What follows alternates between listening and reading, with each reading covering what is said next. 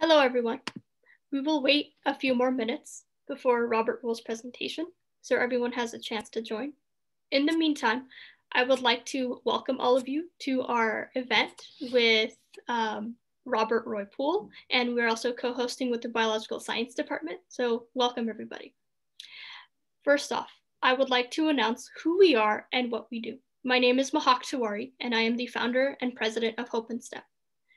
My partner here is the event co-chair and secretary Adolfo Plata. He will be moderating the Q&A for this event, while Dr. Zainab Atman will be introducing the speaker.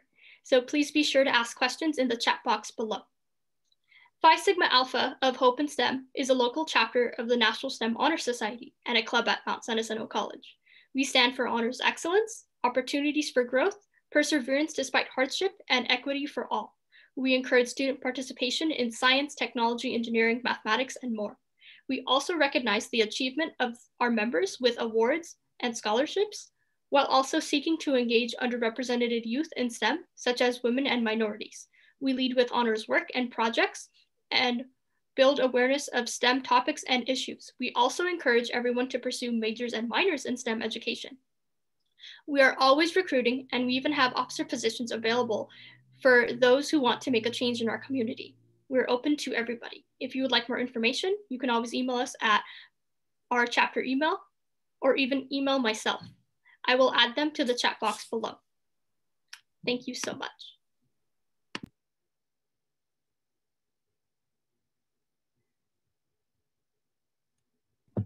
Yeah, I added our chapter email and Hawk's email, as well as our chapter YouTube account if you'd like to email us or find our videos later.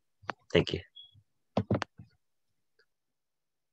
So I think our speaker is here. Hi, Bob. Thank you for joining us.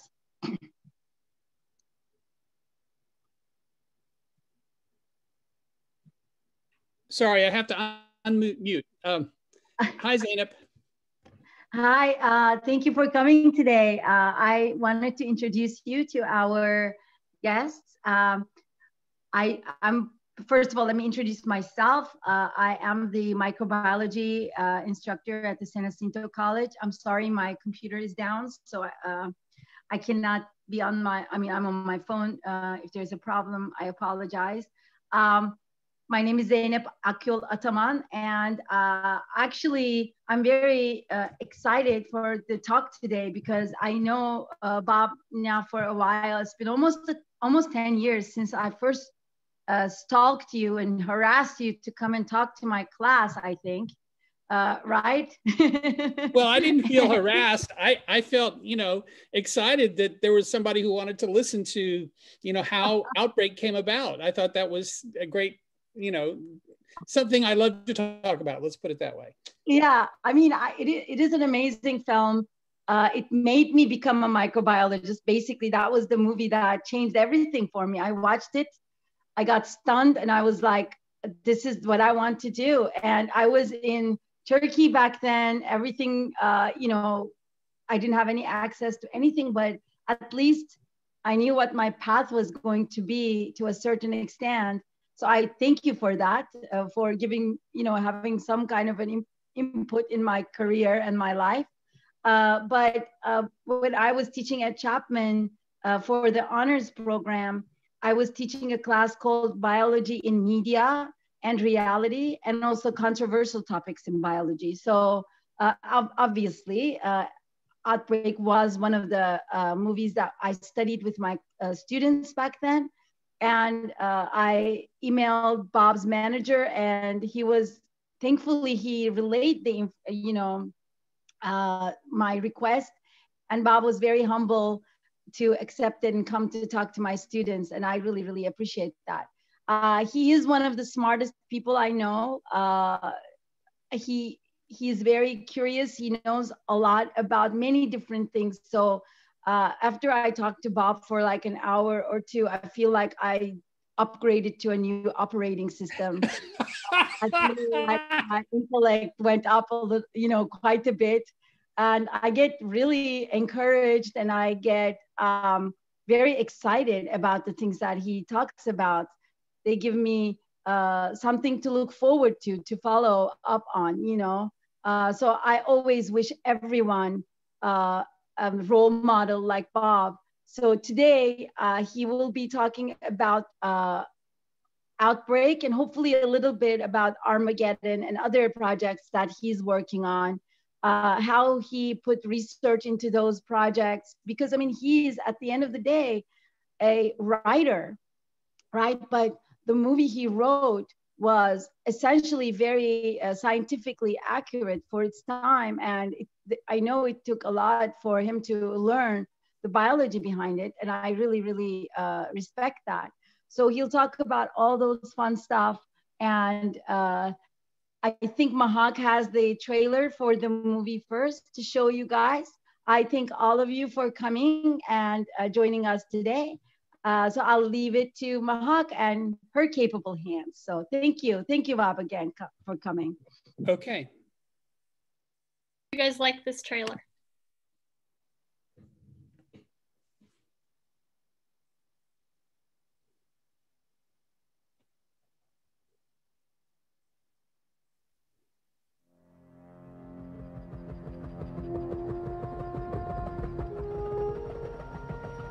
In a remote African jungle, a small monkey is captured.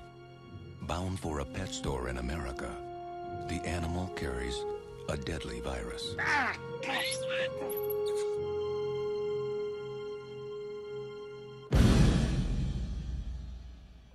Now, I know that some of us have doubts about what we're about to do. We'd be less than human if we didn't. But the fate of the nation, perhaps the world, is in our hands. We cannot, we dare not refuse this burden.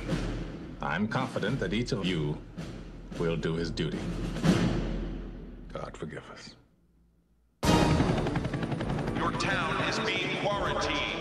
We got 19 dead. We got 100 more infected. It's spreading like a brush fire. What are you talking about? If one of them's got it, then 10 of them have got it now. And if one of them gets out of Cedar Creek, we have a very interesting problem. If that bug gets out of there, 260 million Americans will be dead or dying. I'm leaving with the team in an hour. From the heart of a small California town. Damn it, Sam, I want to save these people same as you. To the inner circle of power in Washington. The most optimistic projection for the spread of the virus is this: 24 hours, 36 hours, 48 hours. The greatest medical crisis of all time. We can't stop it. Begins. Try to remain calm. Many people are dying and are going to continue to die unless we find this monkey. There will be panic the likes of which we have never seen. There you are! Attention, Portland residents, citizens of San Diego, residents of Atlanta, Denver residents of Detroit, attention, Dallas residents. Well, I hope everybody enjoyed that trailer. Now let's turn it over to Mr. Robert Poole. Hey, everyone. Well, usually when Zainab asks me to speak to her classes, usually what she wants me to talk about is how the movie came about, how it originated, and also a little bit about how we researched the movie. And so that's kind of what I'm intending to talk about. If I have a little more time, I'll also talk about how this year is a lot like 1942, which is one of the great years of crisis in American history. And I've been talking with Zainab about this, how, you know, this year is truly one of the greatest crises we've ever faced. And I know you all know that. I know you all feel that. And we will prevail. We will overcome our problems as we did in 1942. But parenthetically, that was the year we discovered the drug penicillin. I mean, you guys are honor students in STEM, so you all know penicillin, right? You know how that changed the world. It was an absolute revolution in medicine that went forward for the next 50, 60 years, and many, many diseases were eventually suppressed by the use of antibiotics. Penicillin was the first effective antibiotic. And it was also developed by the agency that became the CDC. So the Army agency that was researching penicillin eventually evolved into the Center for Disease Control in Atlanta. So that's another historical connection to 1942. anyway, I'd love to talk about that. But what Zayma really likes me to talk about is how we created the movie, and how we researched the movie, and how we sort of designed the movie to conform to the particular virus that we chose, and why we chose that. And that's a pretty difficult topic to talk about. But basically, the entire plot of the movie has to be designed around the characteristics of the virus itself. So I'll come back to that theme later. But there was another movie recently released in 2011 called Contagion.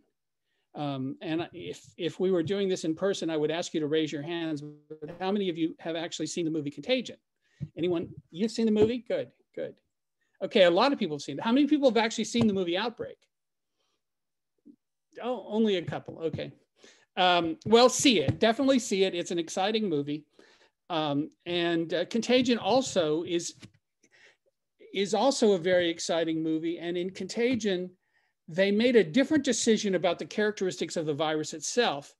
And this resulted in an entirely different storyline, a different way of telling the story, which I thought was also very compelling. I mean, I was so thrilled when I saw the screening of Contagion, because when we were first conceptualizing Outbreak, we thought about using a different kind of virus. We thought about using a virus that was more like COVID-19, that was a respiratory infection that had tremendous stealth characteristics. And, you know, that's what makes COVID-19 so dangerous, is that there's so many people who get infected who don't know they're infected. And then they spread it to others, and it spreads like wildfire. Now, we thought about a virus like that, a stealthy virus, because it would be so almost impossible to stop. But we wanted to get the movie made, and we felt that that particular story would not result in a plot that would have the big action elements that we knew the studio was looking for. We were working with Warner Brothers. So let me go back to the beginning and talk about how we worked with Warner Brothers at the very beginning. My partner, Laurie Dwart, who is a medical doctor, and if you look at the credits for Outbreak, you'll see that there are 2 writers credited, and he's the other one. And Laurie and I are still good friends. And he was very impressed with the scariness of these hemorrhagic fevers. He was an actual emergency room doctor, a practicing medical physician, and he had read about the hemorrhagic fevers like Lassa fever. And he was incredibly scared that this Lassa fever would come into his emergency room. Now, he knew that it was very unlikely that that would happen, but he was still terrified. He's the kind of guy who gets terrified. He has a lot of anxiety. So he told me about how terrifying these hemorrhagic fevers were. And so back in 1982, we started creating a story that we called Quarantine. And it was all about an emergency room doctor who discovers this terrible African fever in his small town, and he has to persuade the state to declare a quarantine, otherwise the virus is going to escape. And we thought, oh, that'll make a great plot, because no one will want to believe him, and no one will really be sure, you know, if they have the right to declare a quarantine. And in fact, what we found out later was that no one was really sure if they had the right to declare a quarantine, because no one had ever done it before. And when we asked that question at the CDC, they said, we don't know. And so they had to have the attorneys look it up. And sure enough, it turned out they did have the power to declare a quarantine. But anyway, so we started working on Quarantine in 1982, and we worked on it for about 2 weeks. And then we got distracted with another project that came up, and we went and did that project. And we just sort of dropped Quarantine, and we never really got beyond just creating a few characters.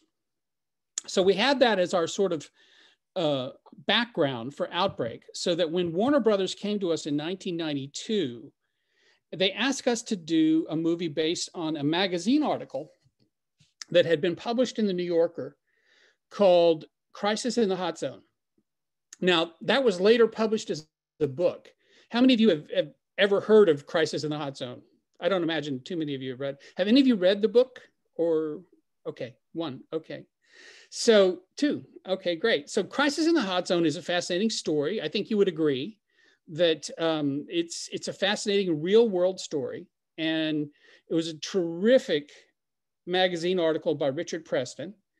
And we liked the story, but the first thing I told the Warner Brothers executives was that I didn't think that that particular story could ever be a major studio feature because it was too small. And what happens in that story, as those who've read it would recall, is that the virus erupts in an animal quarantine facility in Virginia. And the Ebola virus infects something like 300 monkeys. And many of the monkeys die and others have to be euthanized at the end. And I said, okay, here's the problem with the true story. The true story is too small. No human being ever gets sick. And that's not something you could change. If you're going to do a true story, you got to stick to the facts. You can't just, you know, dramatize all these people getting sick when in fact that did not happen. So we would insist on sticking to the facts. And the facts are that no human being ever got sick. And then the solution to the problem in the true story was that they had to euthanize 300 monkeys, kill them. And so I said, you know, does that sound like a great third act to you where we go in and we kill 300 monkeys? I mean, the audience is going to hate that. They're not going to want to see that movie. No one will see that movie. And so I said, you know, we don't really want to do that movie because we think it's, first of all, it's not going to get made. And if it did get made, it wouldn't be successful.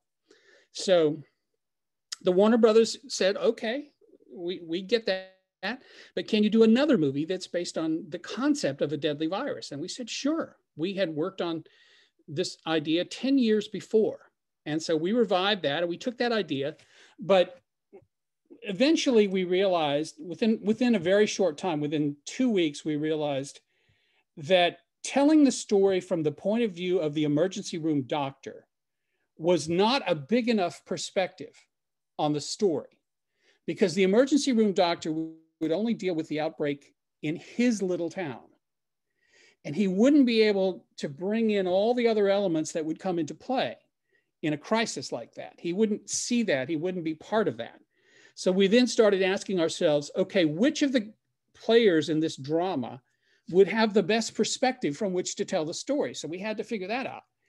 And we decided that the two agencies of the federal government who respond to deadly viruses are the CDC, of course, the Center for Disease Control, which everyone has heard of, I assume, and USAMRIID, the United States Army Research Institute for Infectious Diseases. Now, how many people have ever heard of USAMRIID? Okay, 3 people are raising their hands. That's great. All right, so you guys are really well informed. So most people have never heard of USAMRIID, but we do actually mention them in the script and in the movie. So if and when you watch the movie, you will see that they are mentioned numerous times. So those are the two agencies that would be responsible for attacking the virus. And then the more we thought about it, the more we realized that a truly deadly virus would be in many ways like a war movie. So if you see the movie Outbreak, you'll see that it kind of feels like a war movie. You know, there's a lot of helicopters, there's a lot of soldiers. There's a scene where civilians are almost shot to death by soldiers. Fortunately, they survive, but there's a lot of, you know, when they enforce that quarantine in Outbreak, they enforce the quarantine with deadly force. And they're literally going to shoot this family in a pickup truck. And if you've seen the movie, you probably remember that scene where they almost, a couple of soldiers in a helicopter almost kill a family in a pickup truck, because they're real serious about enforcing that quarantine, because they know that if the virus gets out, it's going to kill millions of people. So they can't let that happen. Anyway, long story short, we figured out that we wanted to tell it from the point of view of the CDC and USAMRIID, because the specialists at those agencies, the virologists at those agencies, would be the ones who would really lead the battle. And we also realized that it would be like a war. It would literally be like a war. And frankly, I think it is. I think what we're doing now with COVID-19 is almost like a war. And that's one of the reasons I make the comparison to 1942, because that was a war year. We are literally fighting a war against a virus, and the virus is very stealthy. It's very deadly. And, you know, at this point, we are not winning. We are not winning this war.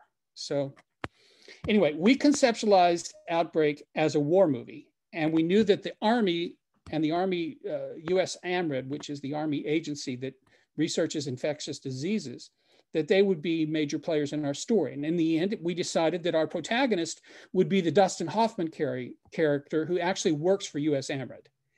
And we didn't want Dustin Hoffman for that part. We wanted, we had another actor in mind, and his name was Michael Douglas. And you guys have probably seen movies with Michael Douglas. How many people have seen movies with Michael Douglas? Okay, a few of you. About as many as heard of US AMRID. So anyway, he was, you know, he was one of the biggest movie stars in the world, and he was the guy we wanted.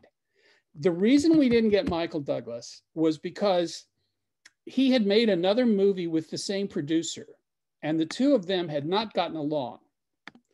And so Michael Douglas did not want to do another movie with Arnold Kopelson. And so we said, oh, that's too bad, because he would be great in this part.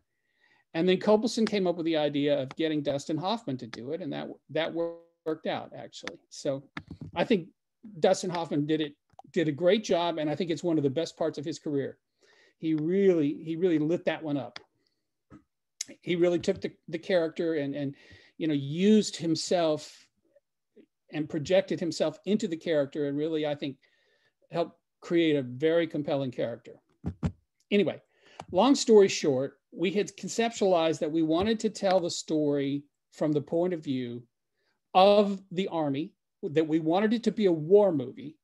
And then we were faced with the problem of how do we design the virus? And we thought seriously about picking a virus that would be a respiratory flu, much like COVID-19.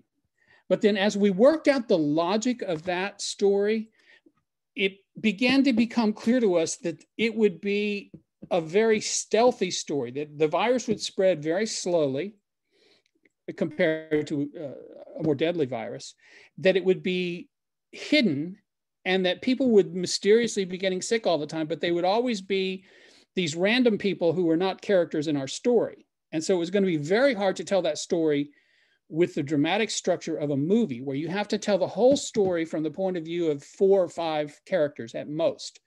And usually it's just 2 or 3. So the movie structure itself imposed certain limits on what we could do, because we knew that we could only have maybe 4 or 5 characters. And that's what we ended up with in Outbreak. And that the entire story had to be seen through their eyes. And so we said, okay, we can't really do a stealthy respiratory virus, because then the outbreaks are going to be all over the country. They're going to be all over the place. We have to figure out a way to localize the outbreak. And this was really the key breakthrough, I think, in the way that we conceptualized the movie, that allowed us to write a screenplay that could actually get made. And that was to say, okay, what if the virus breaks out in a small town? And the problem is you have to contain it in the small town. And immediately, as soon as we thought of this, and I honestly don't remember who thought of it, whether it was me or my collaborator, Lori Dward, or one of the studio executives, or this woman named Nana Greenwald, who worked with us on developing the story for Arnold Kopelson's company. I don't remember who came up with this idea, but as soon as it popped up, I said, okay, that's a great idea. And this is one of the most satisfying things about working in movies sometimes, is when a really great idea pops up and you're able to recognize that, hey, that's a great idea. We got to use that idea. So the idea was that the virus erupts in a small town. And so the essential problem that the heroes face is they have to contain that virus in the small town. And of course, Lori and I were very pleased that that's the way the story was going to go, because that was the original concept for the movie that we had tried to create 10 years before, called Quarantine. And that was the same essential problem. The virus was in a small town. The emergency room doctor knew about it, but nobody else knew about it, and nobody else would believe him. And so it was going to be hard for him to get a quarantine. So anyway, that dovetailed with our original idea that we'd had 10 years before. So we were very happy that that's the way it was going to go. So we then started to work on that version of the idea. where the virus has to be contained in a small town. And a lot of other things happened. And, there were a lot of ups and downs in developing the screenplay. And we had a terrible time coming up with a third act kicker. In movies, most screenwriters conceptualize the dramatic structure of movies according to 3 acts. And there's kind of the same 3 things that happen over and over again in all 3 acts of most movies. And so, screenwriting is, in some ways, it's like a formula. That it's a very complicated formula, but it's a formula. And so we thought, well, what's our third act kicker? How do we make the problem worse? Hello? Did this freeze up? You're good. You're good. We can hear you. Okay. Hi, Zainab. Perfect. Hi, Bob. Thank you. I'm glad you got on. Okay. Yeah, from my computer. The other big hurdle we had to get over was in developing. We got through a couple of drafts of the screenplay, and we got into the summer of 1993. And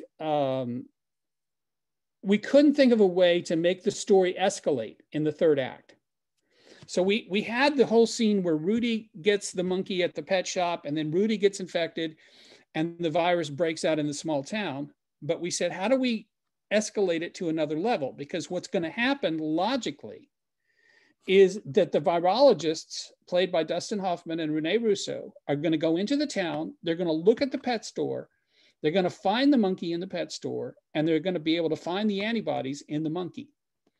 And in our story, as soon as they found the antibodies, basically the movie was over. And the way we conceptualized it was that the antibodies, which the monkey has, could be reproduced. They could be cloned. And so we were using the idea of monoclonal antibodies. And I'll bet you guys have heard a little bit about monoclonal antibodies. Zainab is smiling.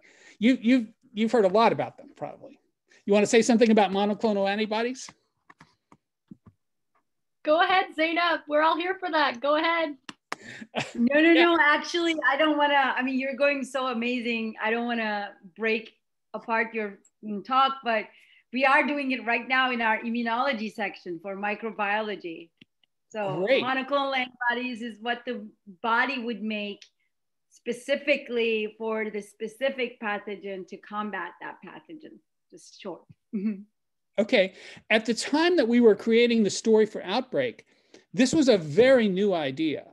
And this was a revolutionary idea, or so they said, so they claimed. And so we said, let's seize upon that idea and make that the solution to our story. So as soon as they find the monkey, they're going to get the antibodies from the blood of the monkey. And then once they've got those antibodies, they can just clone them and make billions and billions and trillions of copies.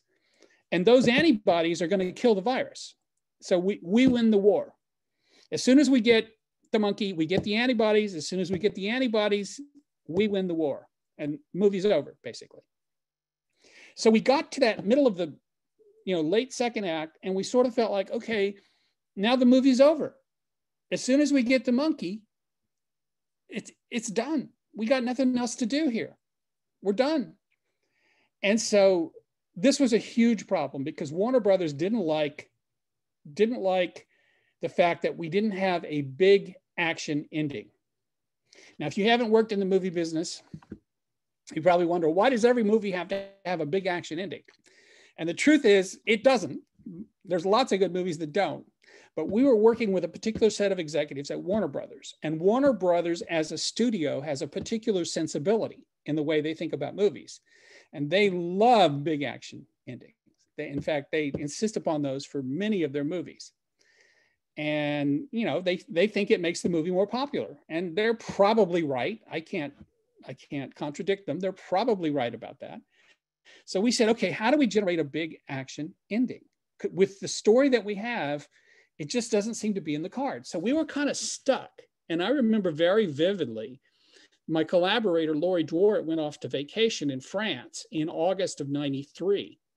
And we just couldn't solve it. And then Nana Greenwald was the woman who was developing the script with us for the Copelson Company.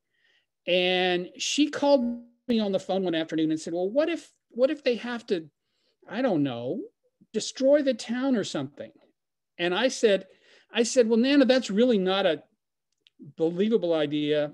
You know, for them to destroy the town, they would have to be so certain that there was no other alternative. I said, it's kind of a dumb idea. And she said, no, it's not a dumb idea. What if it gets so serious that they decide they have to destroy the town? Now I said, okay, logically, you could never, I'm a very logical person. And I said, logically, you could never make that decision. And here's why. Because you could never know for sure what the consequences of doing nothing would be. But if you firebomb the town, you know for sure what the consequences of that will be, and you're going to kill 2,500 people. And nobody is going to want to take responsibility for that. I can promise you.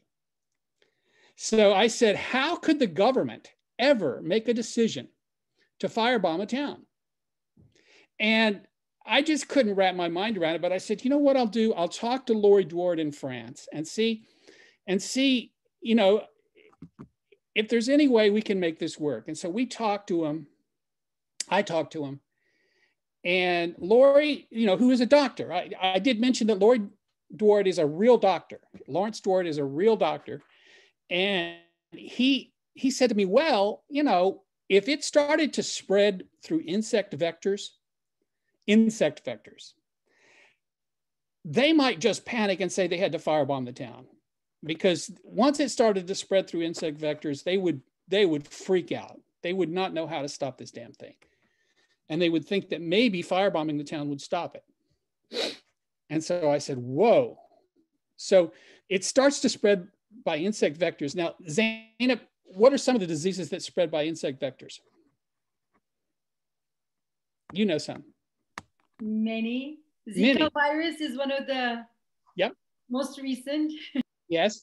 Also yellow fever, malaria, which is not a virus, but a microbe, right? Okay. But yellow fever is a virus, correct? Yes, okay. And are there any others that are really famous? Any other diseases? Say that again, sorry. Are there any other diseases that are famous diseases that are spread by insect vectors? Oh man, there's so many of them. West Nile virus is one. West Nile. West Nile, yeah. One of the more important. What about dengue fever? I don't know. Zainab, do you know? Dengue is also. Okay. Okay. So there are a lot of viruses. Ebola is not spread by insect vectors as far as we know. Isn't that correct, Zainab? No, it's not. It's never been seen to spread by insect vectors. It's like exactly corona or Nipah. Okay. From animals mostly, handling the dead people or the animals. Okay. So the model for our virus had really been Ebola. In the end, we decided to have a fictional virus called the Motaba virus that was pretty similar to Ebola. And so the first thing that Laurie Dward said was, no, a virus like Ebola can't spread by insect vectors. And I said, Laurie, it's a movie, okay? It's a movie. You're telling me there's 4 or 5 different deadly viruses that do spread by insect vectors. I'm willing to bet that the audience will believe that that could happen. And so if the audience will believe it, we can use it in our plot. So I said, let's go with that. And let's say that it's spreading by insect vectors, and this causes the government to freak out and decide that they have to firebomb the town, because that gives us a third act. That gives us a real third act. And so I sort of mediated. It was kind of Nana's idea that this happened. And it was Laurie who said, well, maybe the insect vectors. And I finally said, you know, this could all work because the audience will buy it. So let's create a third act where the military has decided that they're going to firebomb the town. And that gave us a great third act. And that once we finished that draft, we really thought we were going to get our movie made. And in fact, we did. It went out to Wolfgang Peterson, who was the first director who read it, I believe. And he said yes. And then at that point, we tried to get Michael Douglas, and he said no. which I think was a great mistake on his part because the movie turned out really well and he would have been great in it. But then we went to Dustin Hoffman and, you know, the movie started getting made. Now, I have not developed the subplot of what happened to Crisis in the Hot Zone. Some of you have read the book of Crisis in the Hot Zone, you said, written by Richard Preston. So as we were working on this fictional story, Crisis in the Hot Zone was actually optioned by Fox Studios. And they had a very capable producer named Linda Obst, who I think still dislikes me because of all that happened. But she wanted to make the movie of Crisis in the Hot Zone. She wanted to make the true story. And when we heard through the grapevine that she was trying to make the true story of what actually happened in Crisis in the Hot Zone, we figured that movie will never get made. Because I had said from the beginning, that will never be a major studio feature, and here's why.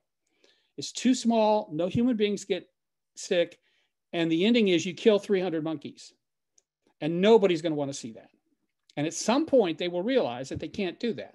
Well, they worked on that script for 9 months, and eventually they realized that they couldn't do that. And so they told the screenwriter, and I later talked to him. It's amazing. I later talked to him and said, what happened? And we talked for like 2 hours about it. Anyway, they told him that he had to change his idea and had to make it much, much bigger.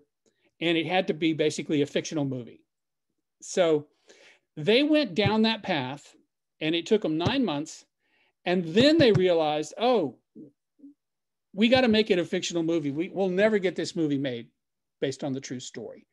So then they started to develop it. Now they had some big actors involved. They had Ridley Scott, who was a big, big director, still is, I think, maybe. And they had Robert Redford, who at the time was one of the biggest actors in the world. And you guys have probably barely even heard of Robert Redford, right? I mean, because he's done almost nothing in 20 years. So, and they had Jodie Foster, who was one of the biggest actresses in the world. So they had a great team of people who wanted to be in that movie, but they could never get the script right. And that was because they were delayed by 9 months working on the true story that was never going to work. And then eventually after 9 months, they realized, oh, this is never going to work. And so we'll shift over and we'll create our own fictional story where, you know, all sorts of things happen and the whole world is threatened. So we were way ahead of them. We were like 10 months ahead of them. So our movie was literally shooting in August of '94. And Arnold Kopelson, the producer of our movie, he wanted to torpedo the other project. He wanted to guarantee that it would not get made. And by the way, it wouldn't have hurt us a bit if that other movie had gotten made. It wouldn't have. There's no reason why you can't have two movies, and they can both be successful. That happened to me later with Armageddon. How many people have seen Armageddon? Okay, no, not everybody, but a lot of people have seen Armageddon. Okay, that is exactly what happened to me with Armageddon. We got our movie made, but the other movie, Deep Impact, which was written by a friend of mine, Bruce Rubin, that movie also got made, and both of the movies were pretty good. I actually thought that their movie came out better than ours with Armageddon. And I told Bruce Rubin that. I said, you know, truthfully, your movie is better. And he said to me, no, Bob, your movie is better. So we had a long 2 or 3 hour discussion about why each of us had gotten screwed and why we hated the movies that had gotten made based on our scripts. And it's a conversation that only screenwriters can have, because they end up changing your work quite a lot, oftentimes. Now, with Outbreak, they started moving towards production, and Arnold Kopelson took out a full-page ad in the trades, a double-page ad in the trade, 2 pages in Daily Variety, which cost him about $20,000, I think, or more, just to let them know that our movie was shooting, that we had commenced principal photography, because he wanted his rivals at Fox to know that they were screwed and they should give up. And in fact, they were screwed and they gave up, which is why Linda Obst hates me to this day, but it wasn't my fault. It was, you know, they went down the wrong path, and we went down the right path for this particular concept. And so we got our movie made. They didn't get their movie made at all. It never happened. Ridley Scott went away and did something else, and the movie Crisis in the Hot Zone never happened. And, you know, it's too bad, but on the other hand, if it had gotten made, it wouldn't have been successful because, again, nobody wants to see 300 monkeys get killed.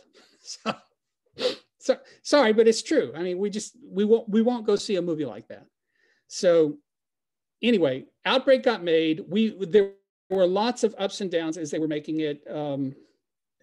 Dustin Hoffman was a handful to manage. He insists on rewriting every line that he speaks to suit himself. So he just constantly rewrites all the dialogue in the script. And actually, a lot of the stuff he came up with was pretty good. I'm not going to say it wasn't. But we have always been a little bit resentful that he changed all the good lines that we had. Well, not all. There's a few of our good lines that are left in the script. But he took out most of our good lines and replaced them with his own lines, some of which are pretty good.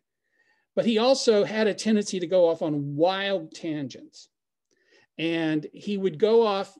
There was one scene in Outbreak, there's a scene where Dustin Hoffman is in a helicopter at the end. It's one of the most dramatic scenes at the very end of the movie, where he and Cuba Gooding Jr. are literally going to crash into the plane that's going to drop the bomb.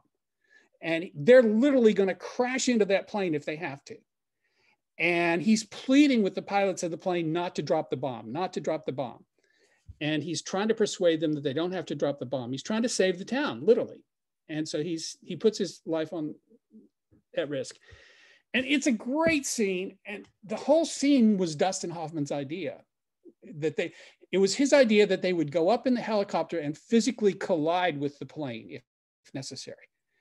And that was actually a great idea for the scene. But then he had to write this long speech that went on for 5 or 6 minutes where he talked about a number of different things and he actually apologized for the Vietnam War. I was like, no, this has nothing to do with our movie. I mean, I know you want to apologize for the Vietnam War. I get it, but this has nothing to do with our movie. And so what Wolfgang did, Wolfgang was brilliant. I really enjoyed working with Wolfgang. I thought he was just a brilliant, smart director, and he let people do what they wanted to do. And then he would just shape it at the end in the editing room. So he just let Dustin shoot all this stuff. This was the last day of principal photography of Outbreak. It was December of 1994. And they just went all day shooting Dustin doing these crazy speeches in the helicopter, just one speech after another. And he would constantly rewrite it. And the script supervisor would put it on the magic board and then hold it up so that Dustin could then remember what he had written, so he could do the next take. And then as soon as the take was over, Dustin would go, oh, no, no, no, no. Oh, no, no, no, no. And he would have to redo it again. And everybody would be looking at each other like, what is this? I mean, we didn't understand what Dustin was trying to do. So he shot and shot and shot all day long, kept rewriting the script, and virtually none of it is in the movie. So Wolfgang just let him shoot all that stuff. And then he used a tiny fraction of it in the movie, the stuff where he's not apologizing for the Vietnam War, but he's actually addressing the issue at hand, which is we've got to stop this bomb from being dropped on the town. So that all worked out. But I thought the way Wolfgang handled it was just brilliant. And I ended up having a tremendous amount of respect for him.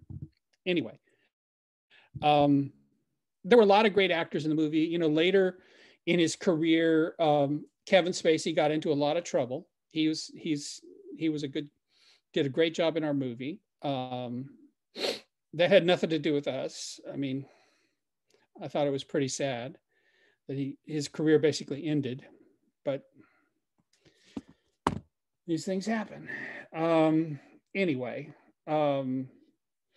that's basically the story. The movie came out when the movie premiered in March of 1995. It was a big hit. It was #1 at the box office for 3 straight weeks. And I got to meet Sean Connery, who just died 2 weeks ago. He came to the premiere of Outbreak in Beverly Hills. And I got to actually meet him and talk with him a little bit, and some other super famous people. It was the only time I'd ever met Donald Sutherland, who's in the movie. But a lot of times the writers of a movie don't necessarily get to meet the actors because they only come in and they shoot for a day or 2 or 3. And Sutherland had a small enough part to where he only shot for 3 or 4 days, and I was never there on the days when he was shooting. So I never actually met him until the premiere. All right, that's my story. What questions do you guys want to ask? Bob, can you talk about the CDC adventure where you had to read all those papers, scientific papers to get yourself? Yes, Zainab likes me to talk about all the research. Okay. My favorite okay. I was not a medical specialist, but I knew how to read articles in medical journals because I'd been hired for a UCLA project. Oh, gosh. About 4 or 5 years, maybe 10 years before. And we, Zainab, I don't think I've ever told you this, but we, at the end of the Carter administration, the people who were in the Department of Health and Human Services wanted to compile all of the new research on breast cancer and cervical cancer because they felt like that there were breakthroughs that were about to happen. And they wanted all that research to be compiled according to a certain formula so they could put it on computer and the next administration would have access to all this information. So they hired a bunch of graduate students at various universities. And I was one of those who was hired. This was a national project. So I had to read like 200 different articles in medical journals about breast and cervical cancer. And so I did it, you know, I did it. I made them conform to their formula and so forth and so on. But basically, in the process of doing that, I learned how to read these articles, which are, I'm sure you've read many of them, right? You've probably read countless articles in medical journals. They're often not very well written. They're not very entertaining. And what I quickly learned was if you can understand the charts and graphs, you can basically understand what the article's about. So you just go in, you hit the charts and graphs. If you need a little bit of text here and there, you can go back and pick that up. But basically, in a medical journal, in many medical journal articles, it's all in the charts and graphs. So you just go in, you process that. So I was pretty confident that I could read everything that had to do with these hemorrhagic fevers. So I went to the UCLA Biomed Library, and I just went through and photocopied like 30 or 40 of these recent articles on hemorrhagic fevers going back, 5, 6, 7 years, from every medical journal that had published on that topic. And I just photocopied them all and took them with me on the plane to Atlanta when we were going to research at the CDC. And I figured I would read as many of them as I could. And, I read through all of them on the plane ride pretty much. I powered through all of them and finished a few of them the next morning. And then when we had a chance to talk to CDC, the people at CDC, all this information was fresh in my mind, so I could ask questions and not sound like an idiot. So that was basically the research. But I think what Zainab probably wants me to emphasize is that we did a tremendous amount of research, but in the end, so much of the dramatic construction of the movie depends on the particular type of virus that you choose for your premise. And so I was so fascinated, 15 years later to see the movie Contagion, because they clearly picked a different kind of virus. And I thought, oh, that's so interesting. This is what would have happened if we'd picked a different virus. So I thought, this is so cool. Anyway, I think everybody should see both movies because they're both good movies. They're both different approaches to the same topic. I think our movie's better, frankly. I'll be honest, because we tell the whole story through 2 or 3 characters or 4 characters, and they're all tightly interwoven with personal relationships with each other. So you care about all 3 or 4 or 5 of our characters. In Contagion, the story takes place all over the world with like 5 or 6 different characters, most of whom never even meet. They never get to know each other. They never meet. And I just feel like dramatically, it's not as compelling when you set up the dramatic structure that way. It just, from a dramatic standpoint, I just don't think it has quite the power. On the other hand, I am prepared to concede that Contagion is more realistic because we knew from the beginning that it would probably be impossible to contain the virus in that small town. That despite getting the military involved with helicopters and machine guns and everything else, that the virus would probably escape.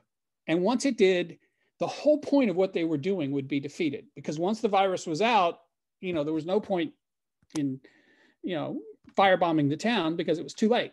So we knew that in the real world, that's what would happen. The virus would escape. They would relax the quarantine of the town because by that point, there would be little point in it. And the virus would end up infecting millions of people and killing millions of people. So that's also not a movie that anybody wants to see. Okay, so from the very beginning, we said, if that virus gets out of the town, we're dead, because nobody wants to see that movie. But we were wrong, because 15 years later, they made Contagion, and they made that movie where the virus gets out and it just infects everybody. And you want to see how it's going to affect individuals all over the country. How are they going to react? What are they going to do to survive? And what about the specialists? Toilet paper crisis, Bob. Say again? Toilet paper crisis.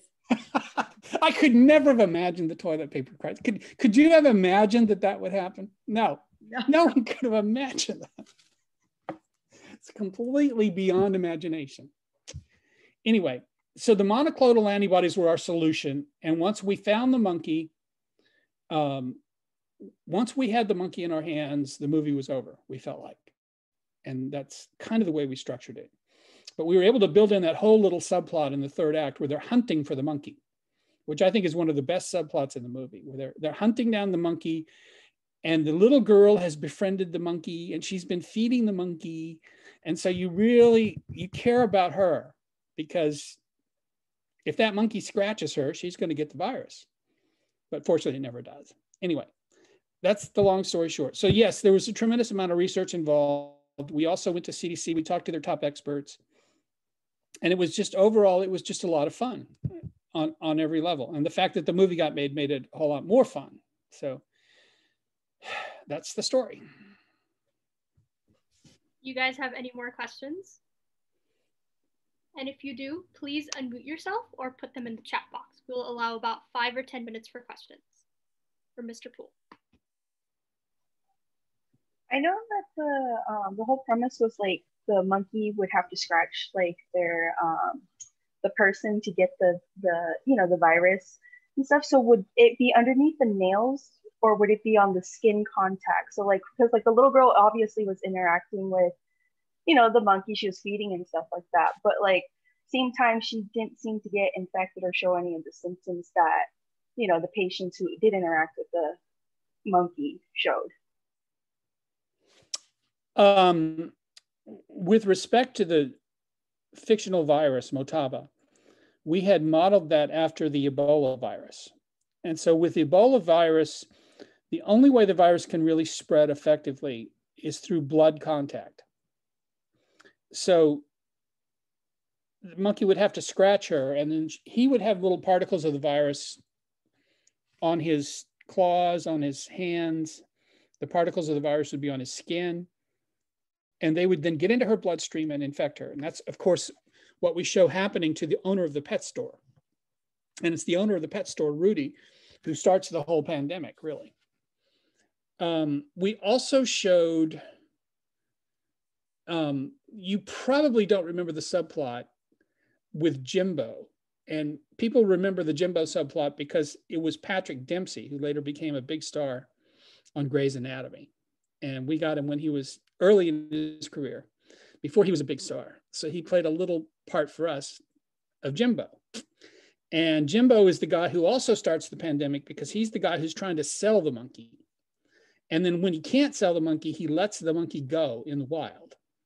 And by the way, that was the most brilliant plot point we ever came up with, was the idea that he couldn't sell the monkey. Rudy didn't want the monkey. And so rather than, getting stuck with the monkey, Jimbo decides to just let him loose in the wild, which creates a huge problem for us. So it's all, that's probably the best plot point that we ever came up with. No one ever notices it. It's like, it's so subtle that no one ever notices it, but that was a really hard plot point to come up with. So yes, you have to have blood contact to spread that kind of a virus. Now with the COVID-19, obviously you don't have to have any blood contact whatsoever, which is why you should all be staying home and staying away from other people. And I hope you're doing that.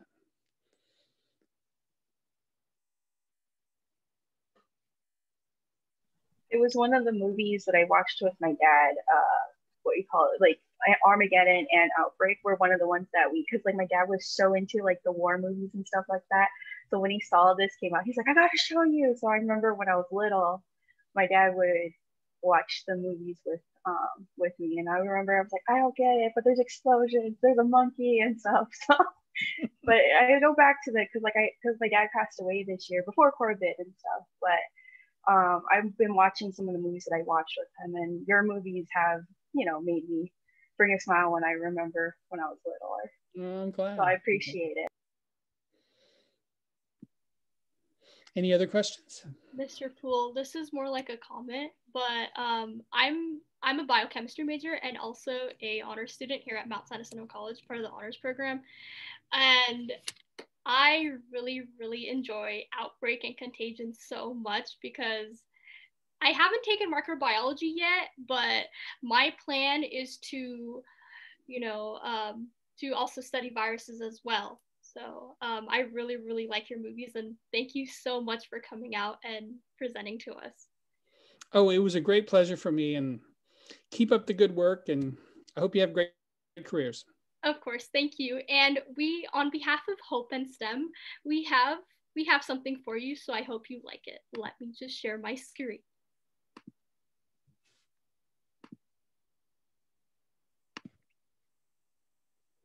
Oh, that's nice. So we really hope you like it, and this will be emailed to you right after the event. Okay, great. Thank you. This is from our chapter advisors from the Menifee campus and San Jacinto, and from all officers who are part of our Phi Sigma Alpha chapter here at Mount San Jacinto College. So thank you so much for coming. Well, thank you for listening, and it was a pleasure. Of course. We hope to have you once again, maybe in the near future or next semester. Thank you. I love doing it in person because then I can see all the students and get them to raise their hands when I ask them questions. Of course. Maybe Roy's idea, you can do like a screening of it, and then maybe Bob can attend if he's available to do like question and answer them, because I think if people watch it beforehand and then talk to the writer, that would make a lot more sense.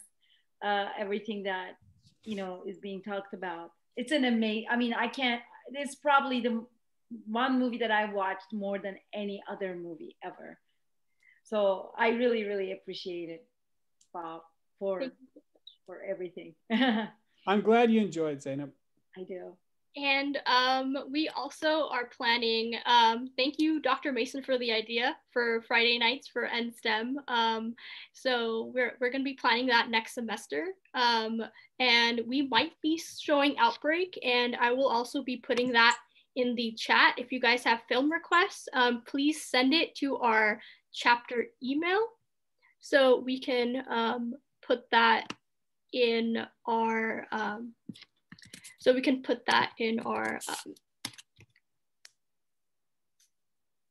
in our meeting for next Thursday. Right. Awesome. Have a great day, everybody, and thank you so much for participating. Thank you. Bye-bye. Thank you. Thank you.